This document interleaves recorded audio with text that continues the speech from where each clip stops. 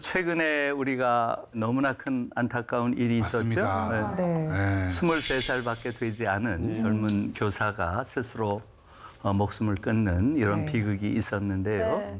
저는 이것이 한 개인의 문제라고 안 봐요. 네. 네.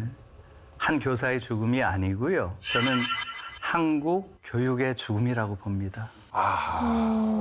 얼마나 충격적인 일들을 겪었으면 그런 안타까운 예. 선택을 했을까라는 것 때문에 사실은 굉장히 마음이 아프기도 하고 그러게요. 예, 네. 우리 때하고 또 지금의 교육은 어떤 네. 다름이 있을까 굉장히 좀 궁금해지기도 하더라고요. 그리고 사실 지금 쌤께서 예. 이 교육과 관련해서 이야기를 한번 해보고 싶다고 기다리셨다고 하셨잖아요. 예. 근데 아마 시청자분들도 이 문제에 대해서 한번 깊게 생각을 해보시고 싶을 것 같습니다.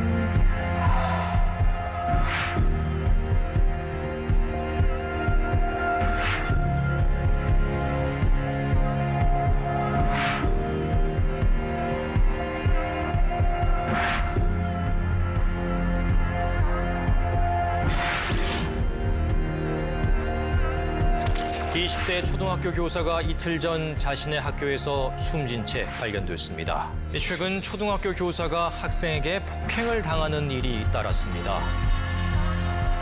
그런가 하면 교사가 머리채를 잡히는 경우마저 있습니다.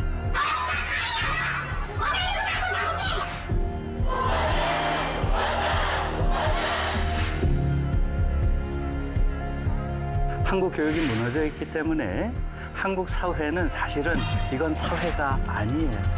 극단적 개인주의자들이 모여있는 정글이에요.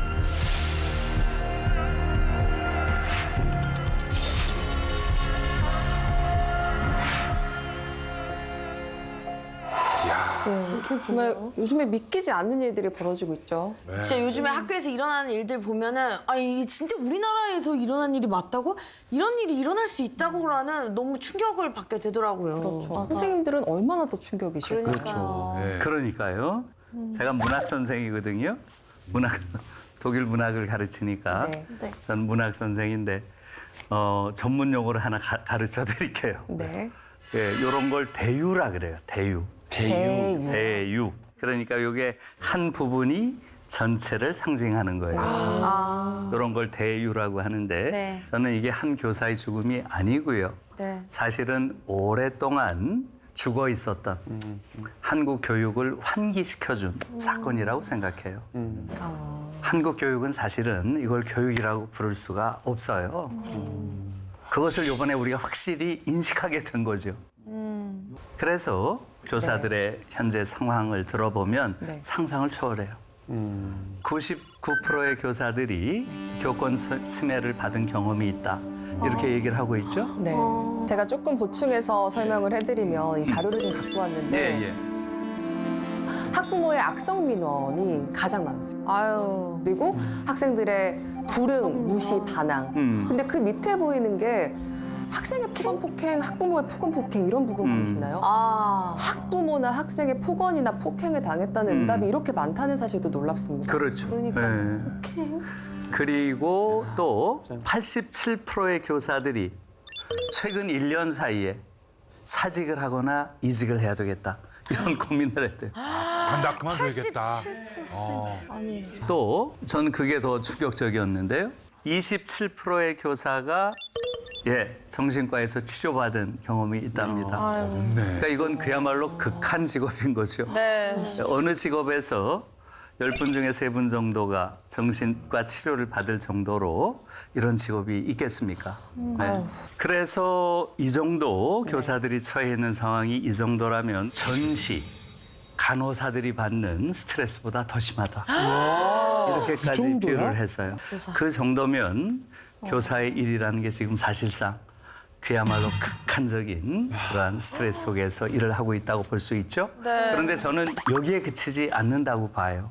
지금 교사들은 자기의 권리가 없을 뿐만 아니라 권위가 없어요. 권위가 어떻게 보면 권위를 잃어버렸다고 하는 것이 한국 교육의 가장 큰 문제예요. 교사가 권위를 잃을 때 어떻게 아이들을 지도하겠어요? 그렇죠. 이게 사실은 근본 문제예요. 선생님 그런데 저희 어릴 때 생각해 보면은 그때는 교사분 선생님들이 권위가 너무 세서 예. 군대처럼 이거를 바꿔야 된다 해서 뭐 학생 인권조례 같은 것도 만들어서 어떻게 보면은 조금 그런 걸 눌리는 거를 학생들을 올리려 그랬는데 이제 반대가 돼서 또 교사분들의 권위가 너무 없어졌다 그러니까 이 균형을 어떻게 잡아야 될까? 이거 인권조례를 뭘 낮춰야 되는 건지. 아주 중요한 말씀하셨어요. 학생 인권 조례 또는 교권, 네. 교권의 문제 지금 우리 이게 문제가 되고 있죠. 네. 그러니까 지금 교권을 높인다 하니까 그러면 학생 인권 조례를 제한해야 된다 이렇게 또 한쪽에서 이야기를 하고 있는 것이죠. 그러니까 예. 답이 아닌 것 같아서 그것도. 어처구니 없는 얘기죠. 답이 아닌 게 아니라. 교사의 교권을 강화해야죠. 지금 한국처럼 이렇게 교권이 무너져 있는 이런 나라는 없어요. 그리고 학생 인권 조례는 더 강화해야죠. 더 강화해. 지금 한국 학생들처럼 이렇게 노예 생활을 하는 아이들이 어디 있어요? 둘 다 강하죠. 당연하죠. 한국 학생들은 지금보다 훨씬 더 많은 자유를 만끽해야 되고요. 훨씬 더 많은 권리를 향유해야죠. 교사들도 마찬가지죠. 그건 바뀌어야 된다는 것이고요. 예. 또 하나 중요한 요소는 시장이에요. 시장이요. 예. 시장이 교육을 망가뜨리고 있습니다.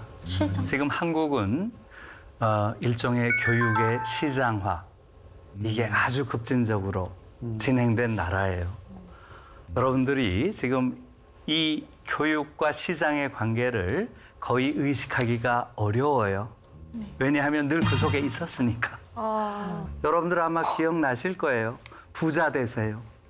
부자 되세요. 부자 되세요. 그렇죠. 맞습니다. 부자 되세요. 네. 그러한 말은 정말 놀라운 말이죠.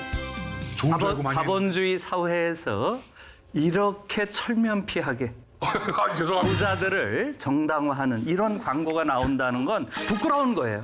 저희 근데 새해 인사로 정말 많이 새해 인사를 하거든요. 했는데. 맞아요. 부자 되세요, 여러분. 그러니까 그 말이 품고 있는 이데올로기적인 함의는 뭐예요?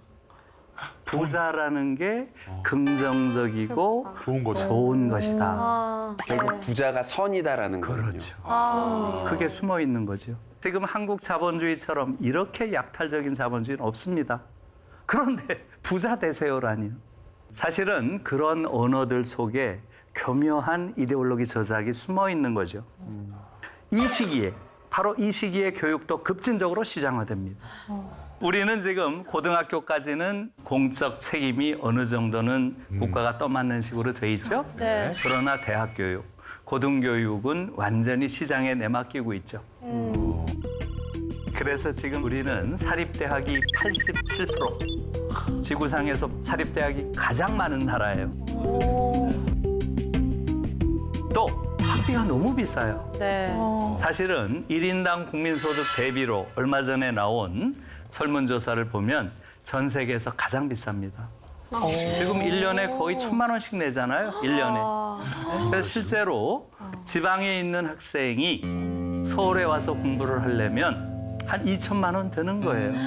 그렇잖아요. 생활비도 생활비만. 구해야 그렇죠. 되고. 그러니까 학비가 1,000만 원, 네. 생활비 1,000만 원. 네. 아무리 안 써도 이런 나라가 어디에 있어요? 그에 반해서 유럽에서는 어떤가요? 대학 교육은 기회 평등을 구현하기 위해서 당연히 보장해야 할 그러한 국가의 책무라고 보는 것이고요. 그걸 돈 내고 대학을 다닌다는 건 상상할 수 없는 거예요. 그래서 지금 한국은 기본적으로 교육에 대한 시장적 관점이 강한 나라예요. 그런데 이것을 더 강화시킨 게 있어요. 교사들에 대해서 고객 만족도 조사를 합니다.